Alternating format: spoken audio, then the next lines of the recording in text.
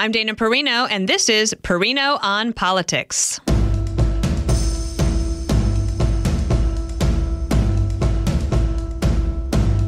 With former President Trump's advantage in the Electoral College and Vice President Harris leading in the national polls, Politico calls this a knife fight in a phone booth. So here we are, ready to rumble. But my guest today, he's a lover, not a fighter.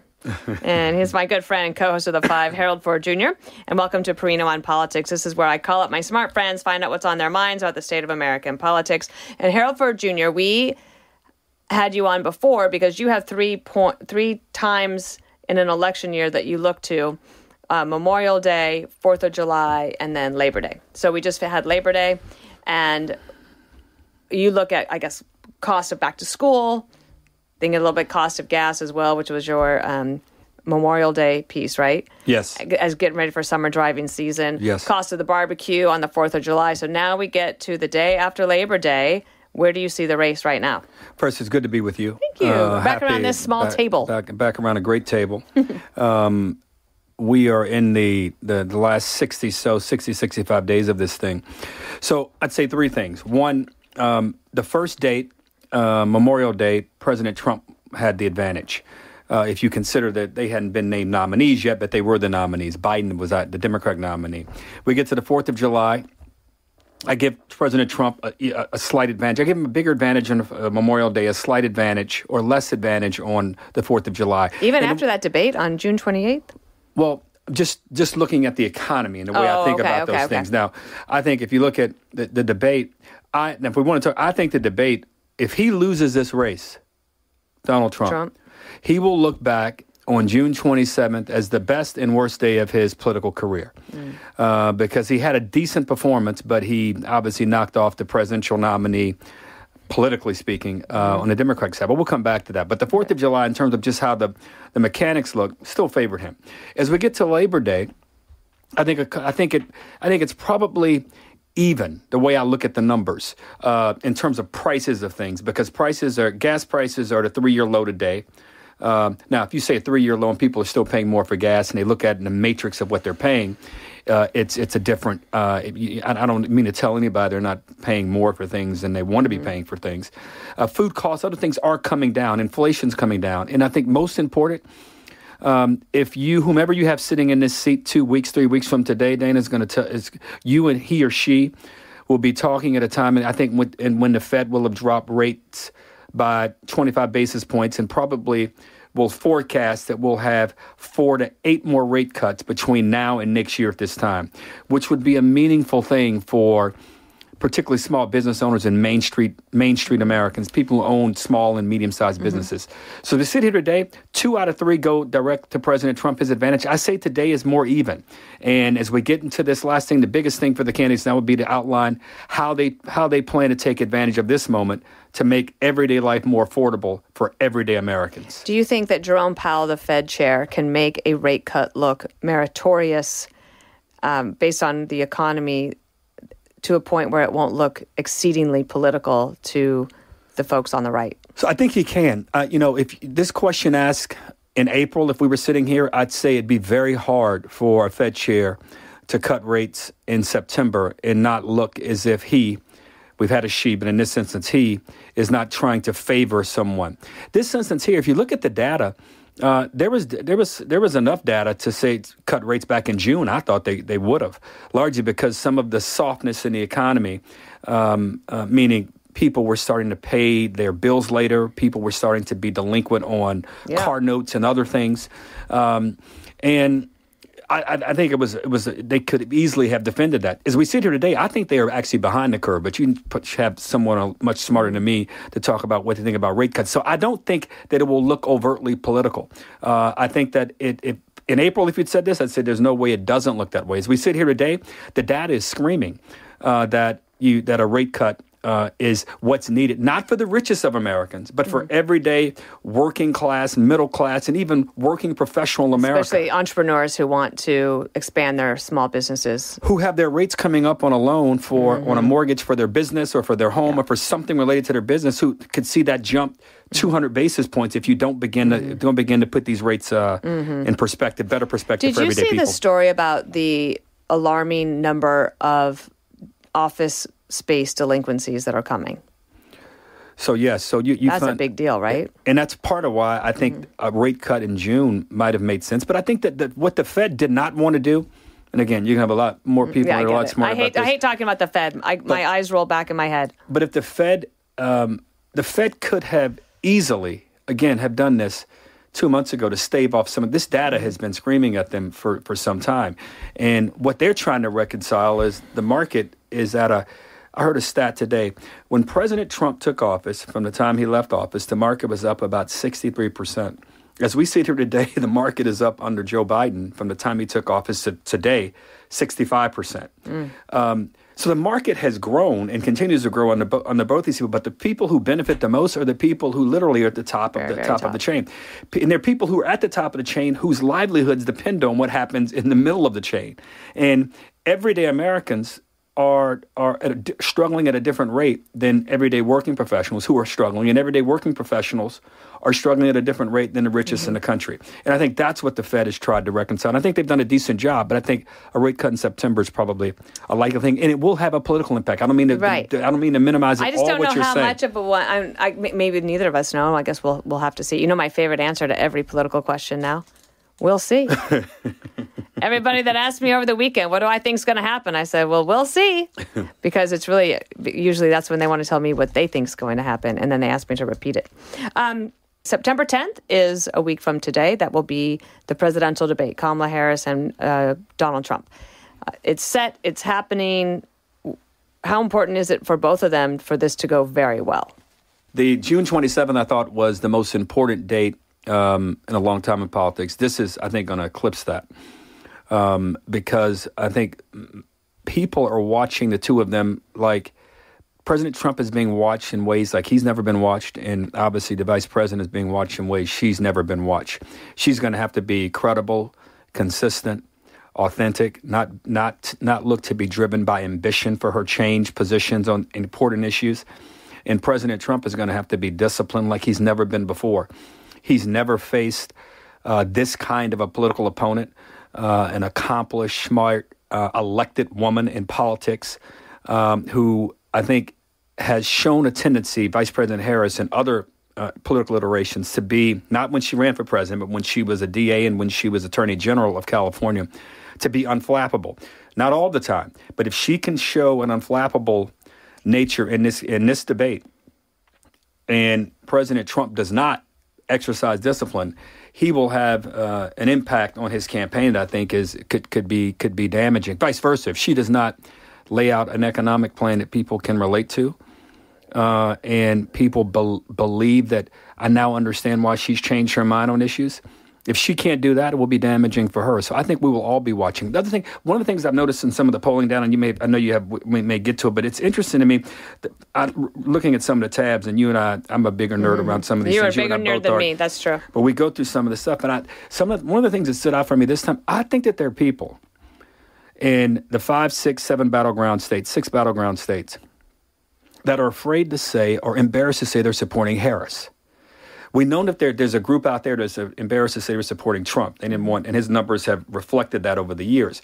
But I think that they're a group, and it's all around abortion. I think that there's some moderate Republicans or even conservative Republicans who don't like some of the idea of what Democrats are saying could be a reality if you elect Donald Trump again, and have said, look, things may be improving a little bit economically. Maybe I can vote for her. I don't know. I think the number is still larger for Trump, but I think we didn't have that with Biden. I think there's particularly some Republicans in some of these states. Some of the data suggest that could be, there could be that element too. So that makes September 10th, I think, that much more important to answer your question. So I wonder what you think about the travel plans of the campaigns this week, because this is where I am a little bit more of a nerd. So I look at what they're saying and also where they're going and where they're spending money. And there was a time when Biden was still around and the candidate that it looked like Trump would be able to pick up New Hampshire, and he was making Minnesota and Virginia competitive. And then Biden's now, let's say he's off the scene. Harris chooses Tim Walz, the governor of Minnesota. It cuts her lead there. After that, I don't think that they anticipated that. And now this week, Harris and company are going to New Hampshire, Minnesota, and Virginia, rather than the battlegrounds that you mentioned. So does that say that they're there to raise money, or are they concerned about those places and they think they need to visit? Well, I think they're probably more concerned than they are trying to raise money. Remember, in 2016, when Secretary Clinton didn't get the Michigan or Wisconsin, I remember a race that you and I were very close to and very close to the principals. The Bush-Gore race, Vice President Gore didn't come to Tennessee, but for the last few days of that election, and he lost the state. So I think that they're cognizant. By a lot? Or not? I can't remember. He lost by a point. Lost by 2 points.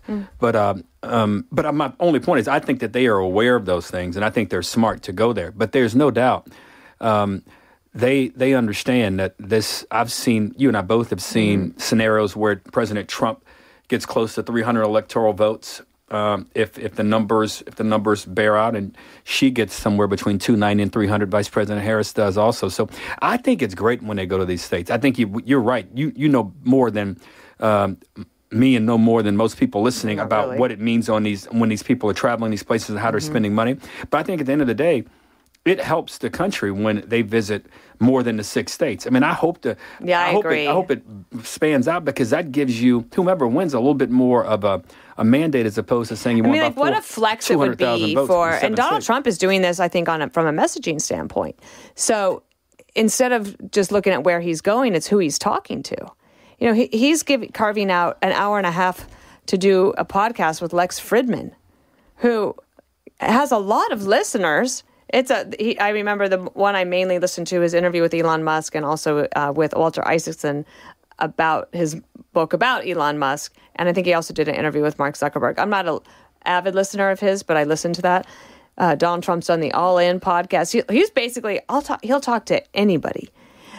She, on the other hand, to me, this past week and a half since the convention, is losing airspeed and altitude. Like she came out of the convention on this high and then just sort of sat on it, and it got deflated over the time. And then I think her interview with CNN wasn't great at all. I guess maybe their campaign thinks it probably didn't hurt her, and so now I think we are tied. No, I think anybody on the Democrat side that believes that the sugar high that the convention offered has persisted to the point that it's given Democrats a lead is not dealing in reality. And, you know, the liabilities that both these candidates have and campaigns have are on for President Trump. His lead tightened, and her lead has stalled. Yeah. Not lead, but the momentum has stalled. Yeah. Which leads back to the first question that you asked. September 10th is, you know, so critical for both of them. And I hope that I understand the debate will be simulcast. I hope everybody watches, because however you decide, I think people ought to have a reason or a set of reasons other than I hate the other guy. Yeah. And if it turns out that Vice President Harris cannot articulate a clear vision on the economy, on the border, that she can't articulate a clear vision about national security, that's one thing. If President Trump can't do the same on the other side, I think that's what, whomever you're supporting, I hope you're able to say, my candidate laid out his or her vision, and I don't like the other guy. Yeah. But just to say I don't like the other guys, to start in the middle and the finish, I think is one of the poor reflections on the politics today. The Washington Post had a piece yesterday that said Trump's team knows that they can't improve his favorables. Like, it's baked in. You like him or you don't like him, and there's nothing they can do. So what they need to do is drive up her unfavorables. And believe me, they are trying to do that. All right, we will be back with Perino on Politics in just a moment. And we're back with Perino on Politics. Harold, I want to ask you about down-ballot situations. You served in the Congress and the House of Representatives. You ran for Senate, narrowly lost that race. And so you know what it's like to be... Am I right that you ran in a presidential election year? 06. I ran. Okay. 06 was the Senate year. Yes. But when you ran for Congress, it was during... 96, yes. It was a presidential, yes. Okay. Yes. So you know what it's like to have that difference. And so what kind of a difference will it make for both Republicans and Democrats seeking to be in the House of Representatives or the United States Senate with these two candidates at the top of the ticket? So, you know the numbers. Presidential races drive out more voters. There's more for two reasons. One, there's people recognize the names of presidents, and there's as a result of that, they're presidential candidates. And two, there's more money spent, so people are just bombarded with the politics. And if they get to the polls and they don't know who their congressman or senator or governor is, they're there, so they might be persuaded one way or the other. The state, and I don't need to tell you, the states where Democrats are advantaged are in states where you have the top of the ticket, where the Republican is not very popular running for president. So you look at a guy like Sherrod Brown, a guy like John Tester. That's a challenge for the two of them, how they say split your ballot, vote for Trump, but got to vote for me so I can win. The interesting race for me then is this Maryland Senate race. Larry Hogan, the Republican, Maryland's likely to vote for Kamala Harris in the general. He's running, yes. And Hogan's running a pretty doggone good race. It looks like a tie race there. He's a guy that would be disadvantaged in that race, and I think part of what I think Democrats were thinking when they said they wanted to make the switch between Biden to Harris was that they wanted to alleviate some of that pressure. Some of the polling data suggests that Tester is running behind, maybe within the margin. I've seen a poll within. I've seen a poll without the margin, where his opponent is beating him, and then Sherrod Brown the same way. But the two of those guys have been pretty wily characters. And Larry Hogan, frankly, has been a wily character. Never run for Senate, but run for governor and won there. So twice. Right. We'll see. We'll see how that happens. But what happens there, which again makes September 10th that much more important, because I think the country, whomever the country elects president, they are probably going to want to give them the opportunity not to have a majority Congress, a majority Senate, but at least if they don't have that, at least put reasonable people in those places. So, again, September 10th, I think, is so important, which we'll be together September 10th, I think. Oh, yeah, we're going to be there. That's going to be so fun. I love doing those nights with you. Hopes for getting anything done next year after all of this? I mean, we've got big problems in the country. We talk about it every day on The Five and on the other shows. Spending, taxes, the economy, certainly, immigration, crime. To me, education. I think that what we're dealing with in terms of our test scores going so far down, the chronic absenteeism just ramping way up, urban centers with people who cannot at all read or write at grade level and are so disadvantaged in their life, and then that hurts our country going forward. Just wonder about getting things done. What happens to that? Well, I don't want to be a pessimist, but it does cross my mind. I am more optimistic than not about that. I think of the last two presidents who, one came in with a little larger majority, the other came in with a little less of a majority, but figured out ways to get something done on the signature front. First was your guy, W, on the No Child Left Behind Act. And the way he did it, he went out and got Teddy Kennedy and John Boehner and George Miller and said, let's do this, guys, and let's do it together. And it was, some people forget and mistake and misconstrue. You can do a huge thing on a policy front, on infrastructure, education, somewhere, but you have to keep doing it. You got to keep building on those things. What you guys did with that was a foundation that we hadn't had in a long time, and it brought competing. It brought Democrats, Republicans. Everybody had to agree on something. The other person was Obama. He did it with Obamacare, but he didn't get any Republicans to vote for it. Not a single one, no. So he rammed it through. Both had tremendous impacts on the country. I like the bipartisan way more, but if you get it done, just ramming it through and you begin to build on things, I think that's a positive thing. I think that whomever is elected this time, interestingly, if it's President Trump, he'll be a lame duck after the first year and a half because he can't run again. It's not a statement about him. It's just our political system. And if you're him, you want to try to get something big done. If you're Kamala Harris, you're seeking re-election 4 years from now. So you are trying your hardest. Wow, that's going to be a lot of Kamala Harris. No, I get it. In people's living rooms, but 12 years. But if she wins, that's what happens. That incentive, there's nothing wrong with a little ambition. The founders wanted that. They wanted politicians, and the ambition won't be on President Trump's side, him personally. It'll be on the people around him. and it'll be JD, it'll be Nikki Haley and others who say, maybe I can run for this thing. I can do this next time. So I think there might be a willingness to try to get something done. Education is I don't think there's a bigger 5 to 15-year issue for our country than what we do there. And then 2, which is related but separate, this is the first campaign I've ever seen, ever witnessed at any level where there's no talk about the debt. It's so crazy. Do you know that when the first congressman I worked for, you knew him, Congressman Dan Schaefer. I always say Dan, not Bob, of Colorado. He was the co-chair of the Balanced Budget Amendment bill. I mean, that was the first thing I learned how to talk about. That and the National Telecommunications Act of 1996. Dating myself a little bit. Before we go to break, I was going to ask you, did you ever hear what President Bush recommended to Obama that he try to do first? No. So President Bush knew that Obama wanted to do healthcare, and Bush said, "You've got so much momentum that you can get that done, but you should do immigration first." And they decided not to do that, and here we are. Again, no immigration bill, no process. President Obama also did not sign the Simpson Bowles. I know. And then I love some Simpson Bowles, and we're gonna this podcast we don't get too much of the details, but kids, if you want to Google it, Simpson Bowles was a pretty good thing. We'll be right back. And welcome back to Perino on Politics. This is a short segment, Harold. This is where I ask you. So I know your touch points of Memorial Day, 4th of July, Labor Day debate.